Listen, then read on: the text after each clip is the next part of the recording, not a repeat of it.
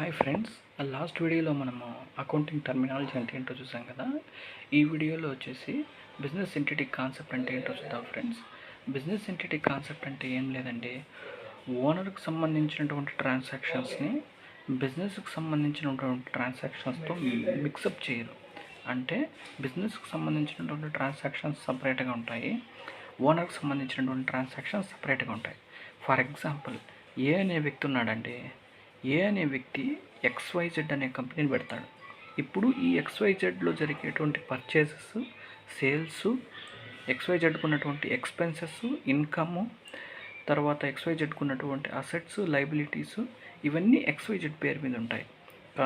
కానీ ఏకి వచ్చేసరికి ఏకి సంబంధించినటువంటి ఇన్కమ్ సపరేట్గా ఉంటుంది, ఏకి సంబంధించినటువంటి ఎక్స్పెన్సెస్ సపరేట్గా ఉంటాయి, ఏ పేరు మీద ఉన్నటువంటి అసెట్స్, లయబిలిటీస్ సపరేట్గా ఉంటాయి.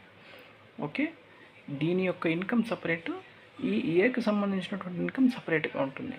ఈ కాన్సెప్ట్ని బిజినెస్ ఎంటిటీ కాన్సెప్ట్ అంటారండి. అంటే బిజినెస్కి సంబంధించినటువంటి ట్రాన్సాక్షన్స్ సపరేట్గా ఉంటాయి, ఓనర్కి సంబంధించినటువంటి ట్రాన్సాక్షన్స్ సపరేట్గా ఉంటాయి.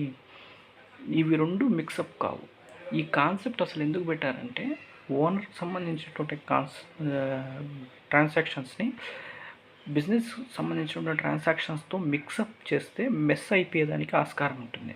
అలా కాకుండా ఉండడం కోసం బిజినెస్కి సంబంధించిన ట్రాన్సాక్షన్స్ సపరేట్గా పెట్టారు, ఓనర్కి సంబంధించినటువంటి ట్రాన్సాక్షన్స్ సపరేట్గా ఉంటాయి. దీన్నే బిజినెస్ ఎంటిటీ కాన్సెప్ట్ అంటారండి. Thank you. మిగతావి నెక్స్ట్ వీడియోలో చూద్దాము.